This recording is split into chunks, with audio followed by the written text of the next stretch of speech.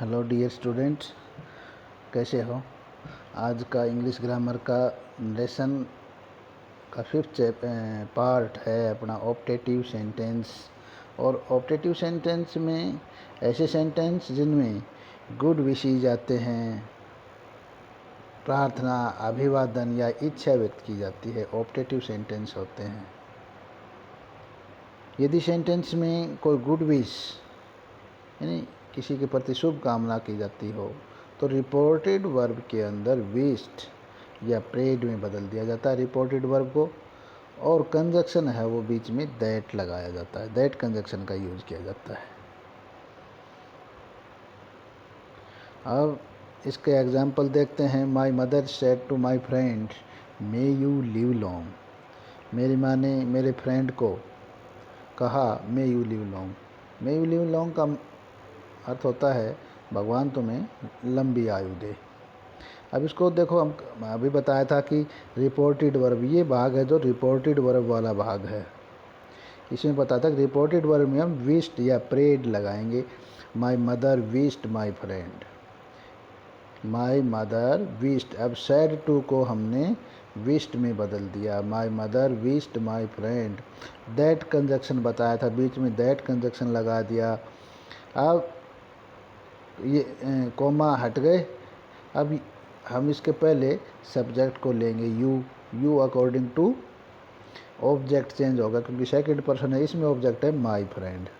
अब my friend के लिए हम ही का प्रयोग करेंगे क्योंकि माई फ्रेंड भी थर्ड पर्सन है, इसलिए ही का प्रयोग करेंगे। और मे का बताया था कि मे है वो माइट में चेंज हो जाता है, मे को हम माइट में चेंज करते हैं। तो यहाँ जब सिंपल सेंटेंस बनाएंगे तो मे यू का हम ही माइट, भाई मे तो according to my friend change हो गया, ही हो गया, और मे को हम माइट में चेंज करते हैं, ही माइट लिव लॉन्ग। अब ये जो एक्सक्लेमेशन का साइन है ये हट जाएगा, ये कॉमा भी हट जाएंगी और फुल स्टॉप लग जाएगा यहाँ। तो इस प्रकार ये सेंटेंस बना, my mother wished my friend that he might live long. एक एग्जांपल और देखते हैं कि she said God grant you success। अब इसमें भी वही बात है कि भाई हम विश लगा देंगे, she wished, हम इसको बदल देंगे कि भाई she wished। विश का मीनिंग होता है इच्छा जाहिर करना, वो इच्छा करती है, उसकी इच्छा ये है। she wished that लगा दिया, she wished that God। अब यहाँ गॉड हो जाएगा, गॉड। आगे क्या बताया, ग्रांट यू सक्सेस। अब यहाँ अंडरस्टूड होता है मे, तो गॉड माइट यू और आगे सक्सेस, सक्सेस लिख के फुल स्टॉप लगा देंगे, ये इसका ये बन जाएगा। इसमें ये पूछो कि माइट कहाँ से आएगा, तो इसमें अंडरस्टूड होता है माइट, इच्छा इसमें जताई गई है। एक्सक्लेमेशन लगा साइन है ना, इसमें अंडरस्टूड होता है में। नेक्स्ट में हम लेते हैं, इसका अगला नियम है, यदि सेंटेंस में गुड मॉर्निंग, कई बार सेंटेंस के अंदर गुड मॉर्निंग, ये भी हम किसी के प्रति शुभ कामना वाले सेंटेंस में लेते हैं, गुड मॉर्निंग, गुड इवनिंग या गुड डे आदि शब्दों का प्रयोग हुआ हो तो रिपोर्टेड वर्ब, ये आरवी है, रिपोर्टेड वर्ब में विश्ड का प्रयोग करते हैं, अभी पीछे बताया था। लेकिन कई बार ऐसा होता है गुड मॉर्निंग सर, लेकिन ये जो सर है, सर जैसे अभिवादन के शब्दों को हम पहले लगा लेते हैं, लगाते ज़रूर हैं सर को। देखो, he said to the teacher good morning. अब इसमें देखो, अब सेड टू को हमने चेंज कर दिया विश्ड में, ही विश्ड द टीचर, और आगे हमने लिख दिया गुड मॉर्निंग। अब इसमें दैट कंजक्शन की ज़रूरत नहीं लगती, इसमें हम सीधा ही लिख दिया। आगे है, ऐसे सेंटेंस में हम दैट नहीं लगाते हैं। नेक्स्ट में है she said good morning sir. अब ये जो सर वाला बताया था, देखो अब सर को हम कहाँ लगाएंगे, शी विश्ड, सेड को हमने विश्ड में बदल दिया, she wished.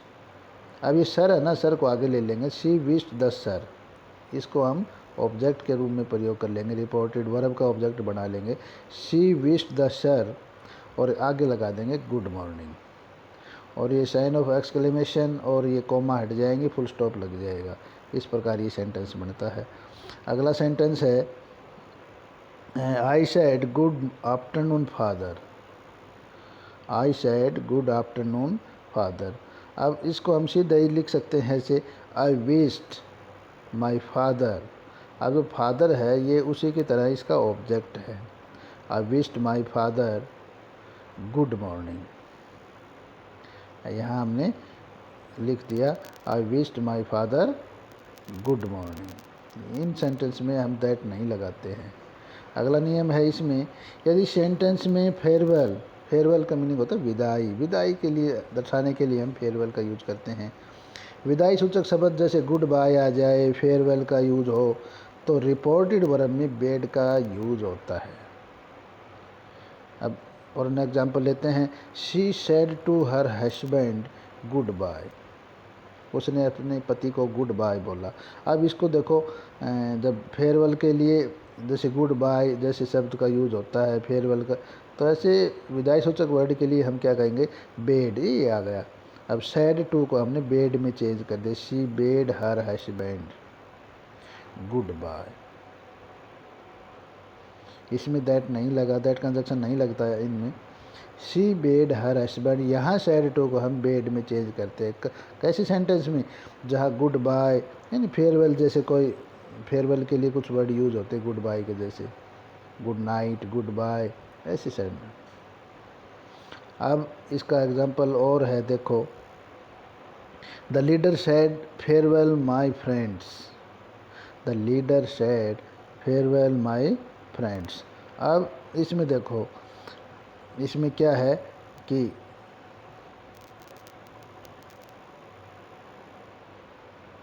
The leader said farewell my friends. अब द लीडर सेड टू, उसी में सेम इसी में उसमें सेड टू की जगह हमने बेड लगाया था, ये लग गया द लीडर बेड। अब हिज फ्रेंड, जो लास्ट में जैसे सर को हम लेके आए थे यहाँ आगे ले आए थे, ये यहाँ से सर को उठा के हमने आगे लगा दिया था। इसी प्रकार फेयरवेल माई फ्रेंड्स, फ्रेंड्स को हाँ, अब माई फ्रेंड है तो हिज फ्रेंड हो जाएंगे। The leader bed his friends farewell, ये इसका एग्जाम्पल होगा। The leader bed his friends, यानी जो विदाई सूचक जो सेंटेंस होते हैं जहाँ विदाई का भाव होता है वहाँ बेड का प्रयोग करते हैं।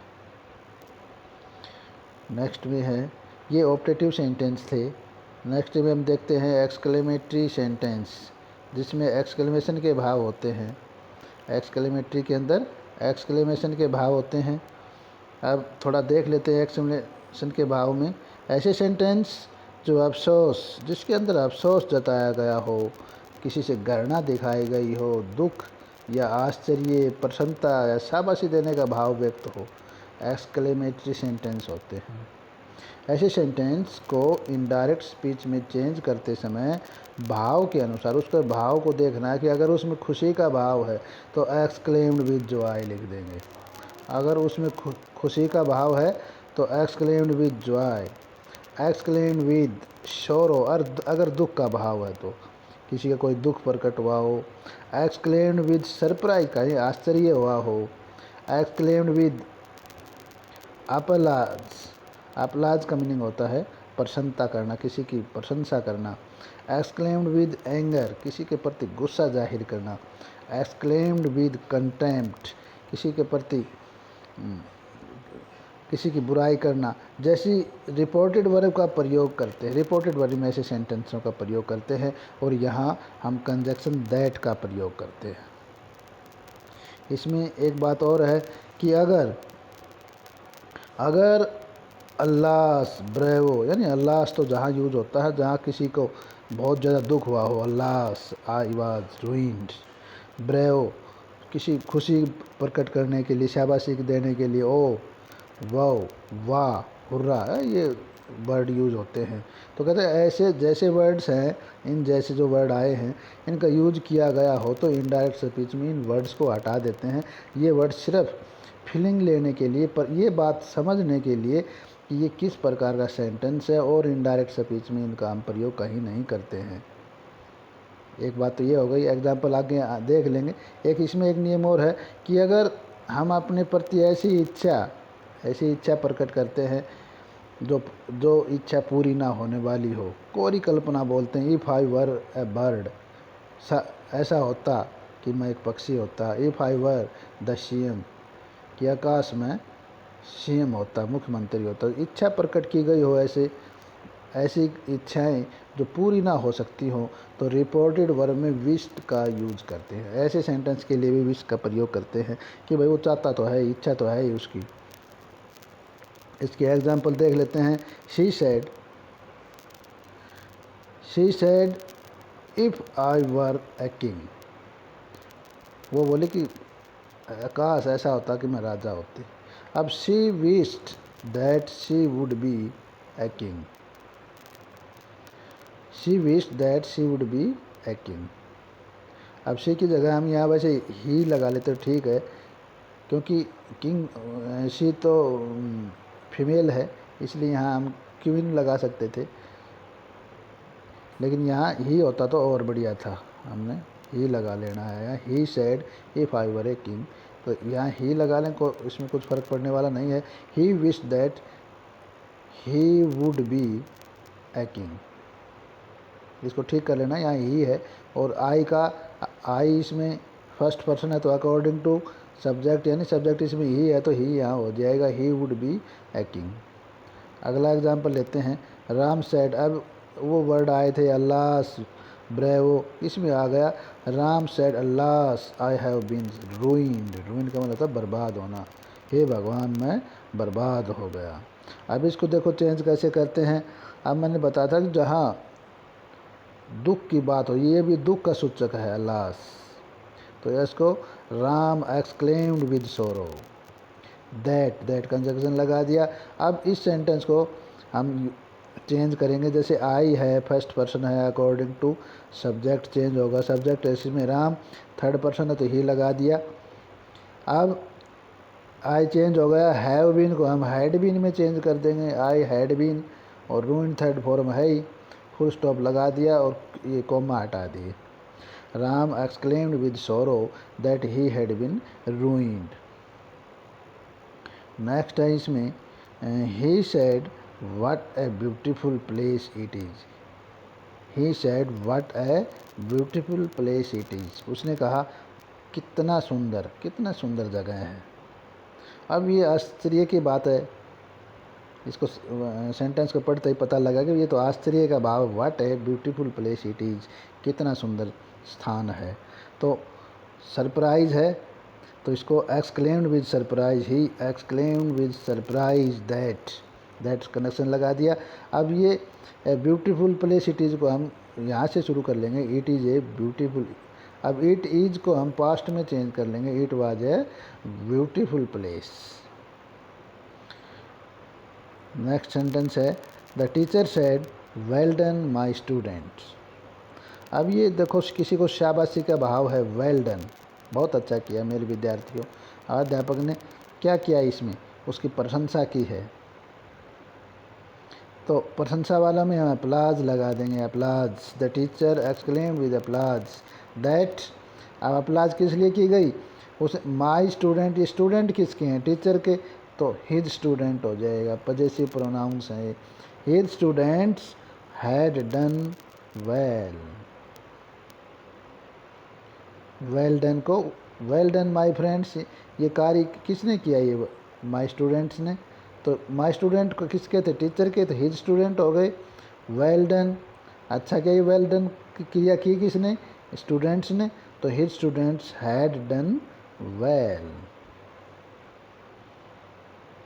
अगला सेंटेंस है, द प्लेयर सेड, खिलाड़ी बोला, हुर्रा वी हैव वॉन। ये हुर्रा है जब कोई बहुत ज़्यादा खुशी होती है तो मुंह से निकलने वाले वर्ड, मुंह से निकलता है, तो ये खुशी का सूचक है, खुशी को संदेश, खुशी प्रकट करने वाला वर्ड है हुर्रा वी हैव वॉन। तो इसको एक्सलेम्ड विद जॉय से प्रकट करेंगे, इंग्लिश में चेंज करेंगे इनडायरेक्ट स्पीच में। The player exclaimed with Joy, खुशी का आश्चर्य जताते हुए खिलाड़ी ने कहा, दैट। अब वी हैव वॉन, इसको हम सेंटेंस अकॉर्डिंग टू अपने जो रूल हैं इनडायरेक्ट स्पीच चेंज करने के वो कर लेंगे।